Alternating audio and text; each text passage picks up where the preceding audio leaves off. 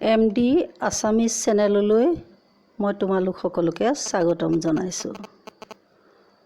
মৰমৰ ছাত্ৰ ছাত্ৰীসকল, মই আজি তোমালোকক মানৱ বন্দনা কবিতাটোৰ প্ৰশ্ন উত্তৰখিনি কৈ দিবলৈ বিচাৰিছোঁ।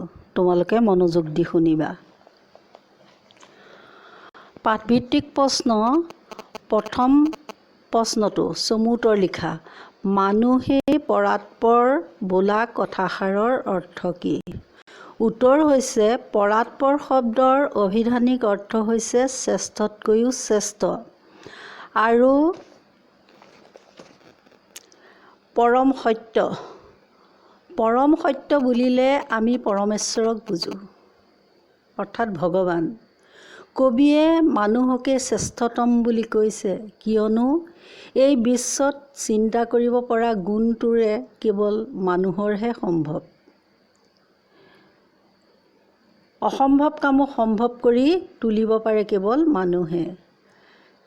কেৱল পৰমেশ্বৰেহে কৰিব পাৰে বুলি ভবা অলেখ ঘটনা এতিয়া প্ৰযুক্তিবিদ্যা আৰু বিজ্ঞানৰ বলত মানুহে কৰিব পাৰে। নিজ বিদ্যা বুদ্ধিৰ বলত মানুহে আজি জীৱশ্ৰেষ্ঠ হৈ পৰিছে। তাৰপিছত চোৱা, মানুহক ময়াপী জীৱ বোলাৰ অৰ্থ কি? ময়াপী মানে মায়া, মোহ, ভ্ৰান্তি উপজোৱা জীৱ। কবিয়ে মানুহক ময়াপী জীৱ বুলি কোৱাৰ কাৰণ হ'ল মানুহ মাত্ৰে মায়াত বন্দী। এই মায়া সংসাৰৰ প্ৰতি থকা মায়া। ইন্দ্ৰিয়জ আসক্তিৰ বাবেই জীৱ মায়াত বন্দী হয়। পাৰ্থিৱ সা সম্পত্তি বস্তুৰ প্ৰতি থকা আসক্তিয়েই মায়া। অনিত্য মানৱ জীৱনৰ ক্ষণস্থায়িত্বৰ কথা মানুহে ভ্ৰমবশতঃ পাহৰি থাকে আৰু মায়াত বন্দী হৈয়ে মানুহৰ সোঁত পৃথিৱীত অহৰহ বৈ থাকে। তাৰ পিছৰ প্ৰশ্নটো চোৱা, পাদ্যৰ্ঘ্য লৈ মানুহক পূজা কৰাৰ অৰ্থ কি? পৰমেশ্বৰক পূজা কৰাৰ ক্ষেত্ৰতহে পাদ্যৰ্ঘ্য ব্যৱহাৰ কৰা হয়। পাদ্যৰ্ঘ্য হৈছে পূজাৰ সামগ্ৰী। কবিয়ে মানুহক দেৱতাৰ জ্ঞান কৰি মানুহক সেৱা কৰাৰ কথা কৈছে কিয়নো মানুহৰ মাজতে তেওঁ দেৱত্ব দেখা পাইছে। মানুহৰ মাজতে তেওঁ সেই শক্তি নিহিত হৈ থকা দেখা পাইছে যি শক্তিৰে পৃথিৱীক স্বৰ্গলৈ ৰূপান্তৰিত কৰিব পাৰি। সেয়ে চকুৰে নেদেখা কাৰোবাক নহয় বৰং জীৱশ্ৰেষ্ঠ মানুহকহে কবিয়ে ভৰি ধুৱাই নানা উপকৰণেৰে পূজা কৰিবলৈ কৈছে। মানৱ বন্দনা কবিতাটিৰ সাৰাংশ তোমালোকক মই ইতিমধ্যে দিলোঁ। তাৰপিছত চোৱা, ৩ নম্বৰটো, এই যে পৃথিৱীৰ স্বৰ্গটো অধিক মানুহৰ নিজাপি ঘৰ। কথাষাৰৰ অৰ্থ বুজাই লিখিবলৈ কৈছে। এতিয়া ইয়াৰ উত্তৰটো হৈছে ভাৰতীয় দৰ্শন অনুসৰি স্বৰ্গ হৈছে সুখৰ ঠাই য'ত দেৱতাসকলে বাস কৰে। ভাল কাম কৰিলেহে কেৱল মানুহে স্বৰ্গলৈ যাব পাৰে, অৰ্থাৎ সুখ ভোগ কৰিব পাৰে। পৃথিৱীত মানুহে দুখ ভোগ কৰি থাকে, সেয়ে স্বৰ্গ তেওঁলোকৰ বাঞ্ছিত পুৰী। কবিয়ে পৃথিৱীতেই স্বৰ্গ সুখ পাব পাৰি বুলি কৈছে কিয়নো মানুহৰ মাজতেই তেওঁ সেই দেৱত্ব দেখিছে। মানুহৰ মাজতে এনে শক্তি আছে যাৰ দ্বাৰা তেওঁলোকে পৃথিৱীখনকে স্বৰ্গ কৰি তুলিব পাৰে।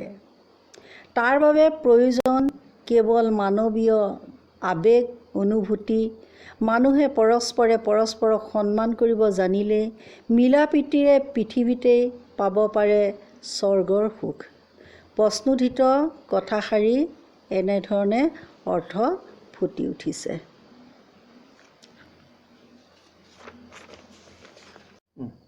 তাৎপৰ্য ব্যাখ্যা কৰা। মানৱী জনম দিয়া উটুৱাই মানৱীকৰণ হোতে মানুহৰ মৰম বুজিবা মানুহে ধৰম যে মৰততে। পৃথিৱী ঘাইকৈ মানুহৰ বাসস্থান। মানৱী জনমৰ সাৰ্থকতা কৰ্মৰ মাজেৰে প্ৰকাশ পায়। মানুহৰ কৰ্মই নিৰ্ধাৰণ কৰে তেওঁ জীৱনৰ স্থায়িত্ব তথা ফল। ভাল কামে মানুহক দিয়ে স্বৰ্গৰ সুখ। কবিয়ে মানুহক সেই কৰ্মত বৰ্তি হ'ব কৈছে। সেই কৰ্ম এনে হোৱা উচিত যি মানুহৰ কল্যাণ সাধন কৰে। মৰমেই মানুহৰ ধৰ্ম হোৱা উচিত বুলিও কবিয়ে কৈছে। অৰ্থাৎ প্ৰত্যেক মানুহেই পৰস্পৰে পৰস্পৰক মৰম কৰা উচিত। মানুহ নিজৰ আদৰ বুজিলেহে পৃথিৱী সুন্দৰ হ'ব।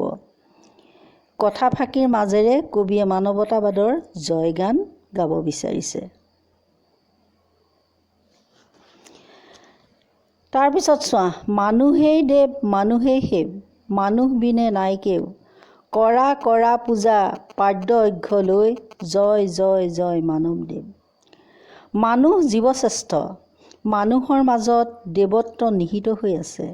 শ্ৰেষ্ঠতম বুলি স্বীকাৰ কৰি যি দেৱতাক আমি সেৱা কৰোঁ, সেই দেৱতাৰ শক্তি কবিয়ে মানুহৰ মাজতেই প্ৰত্যক্ষ কৰিছে। সেয়ে তেওঁৰ মতে মানুহেই সেৱাৰ যোগ্য। নিজ শক্তিৰে পৃথিৱীতেই স্বৰ্গ গঢ়ি তুলিব পৰা মানৱৰ জয়গান গাবলৈ মানুহে সকলোকে কবিয়ে আহ্বান জনাইছে। কেৱল সেৱাই নহয়, পৃথিৱীক স্বৰ্গলৈ ৰূপান্তৰিত কৰিব পৰা শক্তি অধিকাৰী মানৱৰ ভৰি ধুৱাই নানা উপকৰণেৰে পূজা কৰিবলৈ কবিয়ে মানুহক কৈছে।